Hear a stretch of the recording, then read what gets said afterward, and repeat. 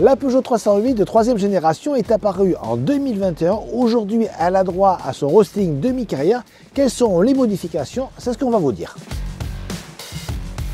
En 4 ans de bons et loyaux services, la 3e génération de Peugeot 308 s'est imposée comme la berline compacte la plus vendue en France. Il faut dire que même s'il a été moins bien accueilli par la presse spécialisée que la précédente génération, elle a su séduire la clientèle. Un succès bien évidemment dû à ses qualités intrinsèques, mais également facilité par la disparition de sa principale rivale, la Renault Mégane en thermique, en avril 2024. Aujourd'hui d'ailleurs, la 308 est la seule compacte dans le top 10 des ventes en France. Toutefois, comme le veut la tradition, il est temps pour elle de bénéficier d'un restyling.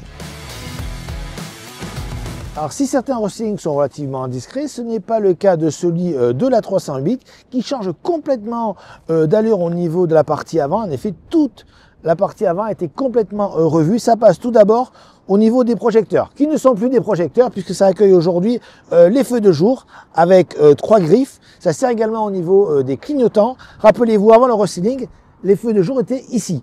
On parlait des projecteurs qui ne sont plus ici, qui descendent d'un niveau.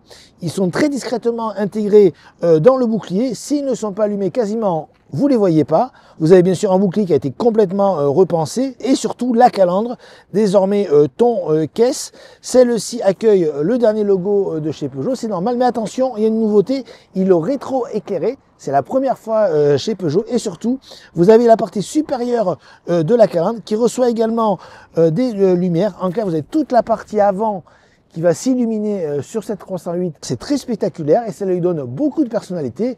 Il faut noter, et c'est logique, qu'à l'arrière, il y a beaucoup moins d'évolution. Les seuls changements portent sur les feux qui intègrent les 3 griffes, mais c'était déjà le cas sur les finitions GT avant le restyling. À noter également de nouvelles coloris, dont notamment un spécifique sur la berline, celui de notre essai aujourd'hui, mais également de nouveaux dessins de jantes.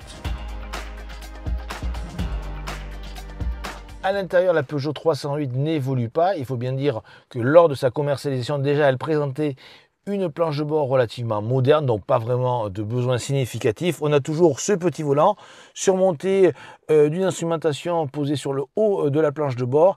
Ici, donc, instrumentation numérique qui peut recevoir un système 3D. Notez également un écran multimédia de 10 pouces qui, suivant la finition, peut recevoir des raccourcis numériques sur cet écran qui se trouve en partie inférieure, totalement personnalisable. Vous avez également des raccourcis plus classiques. On notera enfin parmi les petites nouveautés, vous avez des plaquages ou des tissus qui sont nouveaux, notamment au niveau des sièges par exemple. Mais ce n'est pas une révolution, quoi qu'il en soit. La 308 est plutôt agréable, même si la position de colline ne convient toujours pas à tout le monde. Il faut bien reconnaître qu'une présentation intérieure plutôt agréable, avec une qualité des matériaux dans la bonne moyenne de la catégorie. Le dessin est subjectif, on aime ou on n'aime pas en tous les cas. Il a le mérite d'être original. Ce restyling n'a aucun impact sur les mensurations avec une longueur de 4,36 m. Statu quo donc logique pour les aspects pratiques avec un volume de 412 litres pour la version micro-hybridée, 361 litres en électrique et 314 litres en hybride rechargeable. Des chiffres différents d'avant le restyling qui s'expliquent par le fait que Peugeot a changé de norme, fini le VDA, place au litre d'eau, ce qui est plus avantageux. Pas de changement non plus pour l'habitabilité qui est dans la bonne moyenne de la catégorie. Même si les évolutions stylistiques sont nombreuses et évidentes, ce restyling porte également sur la partie mécanique. Cette 308 dispose toujours d'un large éventail de moteurs, mais il y a beaucoup de changements. Ainsi, l'hybride rechargeable voit sa puissance grimper à 195 chevaux, avec une batterie désormais de 17,2 kWh, ce qui lui permet d'avoir une autonomie en 100% électrique de 85 km au lieu de 60. Ça bouge également du côté de l'électrique, qui reste à 156 chevaux, mais qui bénéficie d'une batterie de 55,4 kWh utile, ce qui porte l'autonomie maximale à 450 km contre 416 km auparavant. Statu quo en revanche du côté des diesels qui arrivera en 2026 avec toujours le Blue HDI 130 chevaux et à licence avec l'hybride léger 48 volts 145 chevaux qui devrait représenter la majorité des ventes et c'est justement ce moteur que nous avons laissé aujourd'hui. Avant de reparler moteur, on s'intéresse tout d'abord au comportement. Petit rappel, la 308 de 2e génération, à savoir la précédente, était reconnue comme une référence en matière d'agrément de conduite et de dynamisme.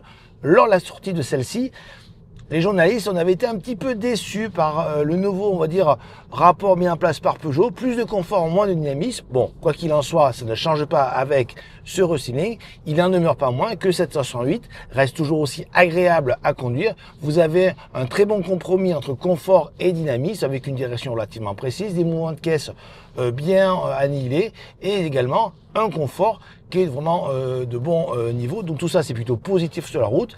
Certes, elle est un petit peu moins dynamique que la précédente, mais reste l'une des plus agréables de la catégorie des berlines compactes.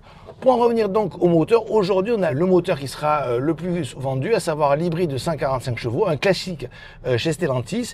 Alors c'est un moteur qui est considéré comme micro-hybridé, mais il a une petite batterie. Résultat, vous pouvez rouler notamment lors des phases de démarrage, mais également lors des manœuvres ou alors à faible allure, en 100% électrique. Donc ça c'est plutôt sympa, ça permet justement de baisser la consommation.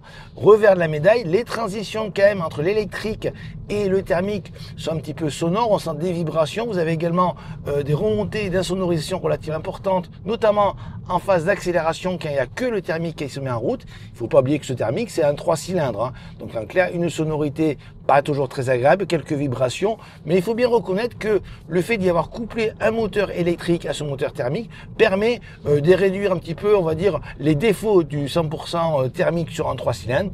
Donc au final, avec un très bon comportement routier, un moteur globalement satisfaisant, on assiste à avoir une voiture bien née sur la route. Concernant la consommation, nous avons relevé aujourd'hui une moyenne de 6 litres au 100 aux environs. Attention toutefois, sur un parcours beaucoup plus exigeant, celle-ci peut grimper aux environs de 8 litres.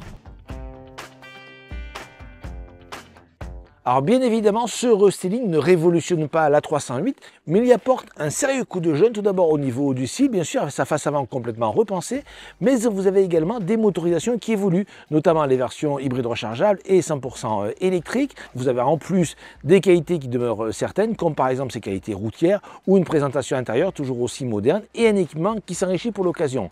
Concernant les tarifs, comptez pour cette version micro-hybridée à partir de 33 400 €, c'est aux environs de 1 000 € de plus que la version avant le restyling, mais l'équipement progresse, donc on va dire globalement c'est plutôt une opération neutre. Comptez 42 400 € pour la version hybride rechargeable et à partir de 42 600 € pour la version 100% électrique.